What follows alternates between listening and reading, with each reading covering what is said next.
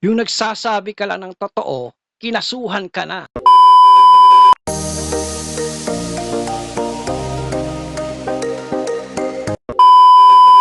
Eto nga po mga kababayan ang nangyari kay Attorney Harold Respicio. Kinasuhan ng COMELEC. Mga kababayan, itong si Attorney Harold Respicio ay may siniwalat tungkol doon sa ACM o Automated Counting Machine ng COMELEC na di umano ay napakadali raw pasukin ng hacker. Ito nga po yung nakakapag alala mga kababayan kasi pag nagkaroon ng botohan o let's say sumabit na yung botohan, sabi nga nito si Attorney Respicio, pwede raw pasukin ng hacker. Ngayon ipapasok nila doon yung gusto nilang ipapanalo kandidato. For example, si Attorney Respicio ay tumatakbong Vice Mayor. Ngayon merong ginamit yung kalaban niya sa pagka Vice Mayor, pwedeng pasukin yung automated counting machine para palitan yung number nung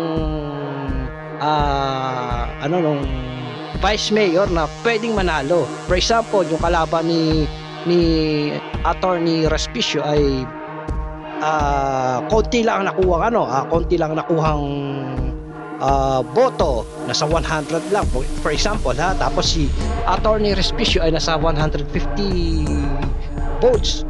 Ngayon, ang gagawin ng hacker, papasukin niya yung automated counting machine and then papalitan yung number, so mapupunta yung 150 na votes kay kalaban at kay Attorney Respicio mapupunta yung 100 votes. So mga kababayan, yun ang lalabas, magre-reflect sa automated counting machine. Yun ang maidideklar na panalo. Kaya nga ang inaano dito ni Attorney Respicio na sana during botohan wag muna daw i-connect sa internet yung ACM na yan kasi para maiwasan na pasukin ng hacker yung automated counting machine ng COMELEC. Pero ang masaklap mga kababayan, etong si Attorney Respicio ay nagbabagandang loob lamang. Gusto niya lamang na makatulong at maiwasan din ang ganyang klaseng mangyayari sakali man. Ang masaklap, kinasuhan siya ng libel at plano pa raw ipadisbar etong si Attorney Respicio maging ang kanyang pagiging certified public accountant ay plano din daw ipa-revoke yung kanyang lisensya doon. Bakit? Anong meron sa COMELEC? Ano ba ang problema? Nagmamagandang loob lamang siya. Maganda nga yung ginawa niya, di ba? At least pinaalam niya sa ating mga Pilipino, sa ating mga botante na meron palang ganyang mahina pala ang madali palang pasukin yung automated counting machine ng COMELEC. Kaya nga ina-advise niya na sana daw during botohan ay wag muna daw i-connect sa internet, pero mukhang hindi yata nagustuhan ni COMELEC Chair George Garcia. Anong meron, COMELEC Chair? Bakit ganun ang naging action nyo? Nagbabalat sibuyas ba kayo? Meron ba kayong tinatago? Hindi ba dapat nga matuwa kayo kasi merong isang tao na concern? At bakit hindi nyo subukan? Diba? Bakit hindi nyo isama sa inyong requirements dyan na kapag inano yung counting machine ay huwag mo na i-connect sa internet para maiwasan talaga yung ganyang mangyayari. Sabi nga ni Attorney Respicio, wala naman siya masamang sinabi doon sa kanyang maliban doon sa nagpapaalala lang siya. Pakinggan natin mga kababayan etong video ni Attorney Harold Respicio bago pa ito tapos mamaya may kasunod pa yung isang video naman na kung saan hinaina na siya ng tawag dito yung warrant arrest yata kung di ako nagkakamali. Next video pakinggan muna natin itong video ni Attorney Harold Respicio. Chairman George Garcia, bakit ayaw po ninyong ipadisconnect sa internet ang ating mga counting machines bago at habang nagpiprint ng election returns?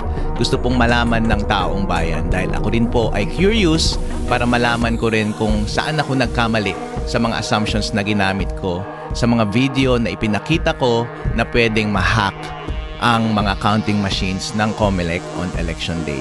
Sa mga nanonood po, maraming magandang araw po sa inyong lahat. Ako po si Attorney Harold Respicio, isang IT expert at CPA lawyer na gustong kasuhan ng COMELEC at ipakulong dahil sa isang video kung saan na ipakita ko na posible palang ma-hack ang counting machines ng COMELEC. Pero instead, napakinggan nila ang aking kind advice, gusto nila akong patahimikin, pinatanggal nila yung mga video na yun sa internet, hindi nyo na makikita at wala silang babaguhing improvement sa ating counting machines. Inuulit ko lang po ang puntos ko sa mga video na iyon. Sana po ay wag i-connect ang mga voting machines sa internet. Ito po ang dahilan. Kasi po, ang kahit na sinong tao na may physical access sa mga makina ay pwedeng baguhin ang source code ng makina. Kasama na po dyan yung mga masasamang elemento sa ating gobyerno. Kaya maganda po na i-assume na on the day of elections ay corrupted yung source code ng mga makina. Kasi yung source code na iyon kapag corrupted ay pwedeng magbigay ng isang opening sa isang hacker na baguhin ang score ng makina na iyon live throughout the day ng election hanggang mag-print ng final score ng election sa makina na iyon using the election returns. Kaya ang suggestion ko bilang professional is ang tanging paraan lang para maiwasan mo yan ay wag mo na lang i-connect sa internet muna yung voting machines. At the start of the day at habang nagbobotahan yung tao at habang nagpiprint ng election return para walang access yung hacker doon sa makina. Para yung ipiprint ng makina ay yung totoong resulta ng eleksyon. At kapag na-print na yung totoong resulta ng eleksyon gamit yung mga election return at may kopya na ang ating mga watcher, malamang yung isesend na rin ng makina doon sa server ng COMELEC ay yung nagmamatch doon sa election return. Dahil magkakagulo po tayo kapag yung kopya na nahawak ng election na return ng mga watcher ay iba sa resulta ng mga COMELEC servers. Yun lang po ang suggestion ko, Chairman George. Ang sinasabi po ninyo na 100% unhackable ang ating counting machines. Wow! Napaka-overconfident po yan at unprofessional po yan. Dahil kahit na sino pong security expert ang tanungin ninyo sa buong mundo, walang kahit na anong computer system ang unhackable po.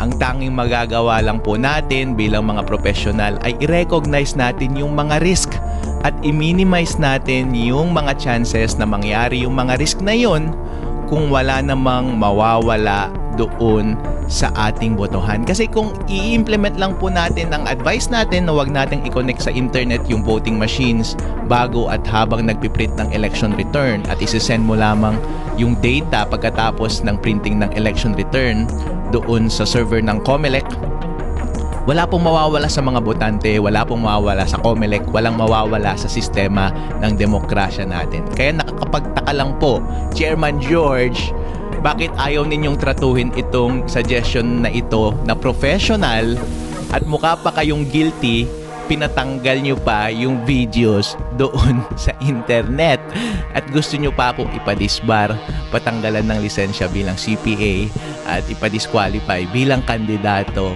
para pagka-vice mayor ng bayan ng Reyna Mercedes Isabela. President Bongbong Marcos, tingnan mo naman to, kabsat manong! Pareho tayong Ilocano, pareho tayong maitim. Binabiolate na yung freedom of speech ng iyong kapatid. Si Attorney Harold Respicio, sana po ay manindigan kayo. Sa aking mga kababayan dito sa ating bansa, maraming salamat po sa inyong suporta. Nabasa ko po ang inyong mga mababait na mensahe sa akin. Gusto ko pong malaman ninyo na kayo ang nagbibigay ng lakas sa akin sa panahong ito. Kay Chairman George Garcia, ito po ang mensahe ko sa iyo, sir. Sana magtulungan po tayo, wag po sana tayong mag-away. Dahil ako naman po ay open na makipag-usap sa inyo. Ang gawin po natin ay pagsama-samahin natin ang lahat ng mga eksperto at pinakamagagaling sa ating bansa para tignan ang vulnerabilities ng ating mga counting machines para tayong lahat sama-sama na ibalik ang kumpiyansa ng publiko sa ating eleksyon. Okay, so mga kababayan, narinig natin si Attorney Harold Respicio. Maganda naman yung kanyang intention. Pinapaalala niya lang. Tama din naman na magtulungan, 'di ba? Para may iwasan ang dayaan. Pero parang feeling guilty, 'di ba? Bakit kinasuhan? Bakit mo kakasuhan yung taong wala namang masamang intention, nagmamagandang loob lamang? Biruin mo, ipapadisbar pa? Ano pa? Yung kanyang lisensya bilang accountant? Grabe naman ang ng COMELEC, ano? Kung mapapansin niyo mga kababayan, itong mga appointee ni BBM, mga balat sibuyas. 'Di ba? Hindi sila nasasabihan, hindi sila napapaalalahanan, hindi sila kailangan punahin kasi pag pinuna, no, kaso ang kakaharapin mo, 'di ba? Kagaya lamang diyan sa House of Representatives. Napipikon sila sa mga vloggers, ayaw nila na sila ay binabatikos, pinapalabas pa nila na fake news ang vloggers. Ngayon ito naman kay Attorney Harold Respicio, maganda naman yung intention niya, 'di ba? Actually, isa ako sa mga nagpapasalamat dito kay Attorney Harold Respicio dahil nalaman natin na meron palang ganito, na yung source pala ng voting machine ng COMELEC ay madaling pasukin ng hacker at talagang posibleng magkaroon ng dayaan. Ang dayaan naman kasi talaga mga kababayan, nangyayari yan tuwing may election, di ba? Nangyayari kahit ka sa mga barangay captain nagkakaroon ng dayaan Paano pa kaya kapag national, di ba? So, ang inaano lang dito natin, may iwasan talaga yung dayaan para naman hindi naman maagrabyado yung ating mga pambato, yung mga politiko na yung mga kandidato na gusto nating manalo. Siyempre, alam natin na kaya natin sila sinuportahan dahil sila talaga yung mga nakikita natin na maglilingkod ng tapat sa bansa natin. Sawang-sawa na tayo sa ganitong klaseng biruin nyo mga kababayan, ang mga politiko natin wala namang ibang inisip kundi mga pansarili lamang, di ba? Yung kanilang pinagsisilbihan ay yung mga amo nilang politiko. Hindi sila nagsisilbi sa taong bayan kagaya ng kanilang pinangako nung sila ay nangangampanya. Tapos eto, may mangyayaring ganito, nakakapag-alala, 'di ba? Sayang naman yung boto natin kung mapupunta lang sa kalaban. Paano na lang tayo? Patuloy na lang tayong maghihirap. Kaya salamat kay Attorney Harold Respicio sa ginawa niyang ito at marami namang nakasuporta sa kanya. At eto nga mga kababayan, ngayong araw yata kung di ako nagkakamali, itong video ito ay hinainan siya ng warrant of arrest na nagpapaalam nga siya sa mga naniniwala sa kanya dito sa video ito. Kaya panoorin natin ito mga kababayan, mga DDS, no? At sana naman ay hindi ganito ang ginawa ni COMELEC Chair George Garcia. Mga pulis daw ang naghain ng ng warrant of arrest. May mga pulis dito ngayon, sinervisyoan ako ng warrant of arrest. So I'm going to jail in the meantime. See you again folks. See you soon. So ayun mga kababayan, sabi nga doon ni Attorney Harold Respicio, may mga pulis daw na nagsilbi ng warrant of arrest sa kanya dyan sa bahay niya siguro kung di ako nagkakamali. At siya daw ay magbabakasyon muna sa jail. Anyway mga kababayan, sana naman hindi naman ganito ang pan. Dapat yung magtulungan talaga no, para may iwasan yung dayaan, di ba? Pero mukhang si COMELEC Chair George Garcia guilty. Bakit kaya kailangan kasuhan? Nagsasabi lang naman siya na makakatulong sana sa kanila, di ba? Makakatulong sa atin, di ba? Yung ating bang boto hindi naman mapunta sa hindi karapat dapat. hindi masayang ang ating boto. Ito yung talaga, nakakadismaya. Kaya minsan nakakatamad ang bumoto, mga kababayan, kasi may mga pangyayari talaga na nagkakaroon ng dayaan. Sabi ko kanina, no, matagal na panahon na talagang may dayaan sa eleksyon. Hindi talaga nawawala yan. Pero kung sa kagaya ni Attorney Harold Respicio na meron siya nalaman at pakinggan ng COMELEC, makakatulong sana siguro ito kung papakinggan nila. 'Di ba? Kung susundin nila yung advice niya, kasi hindi naman siya magsasalita ng ganyan kung wala siyang alam pagdating sa mga ganyan. Kasi sabi niya nga, isa rin siyang IT expert bukod sa pagiging abogado, accountant, isa rin siyang IT expert. So may alam siya, mga kababayan, at meron din siyang alam sa panghahack.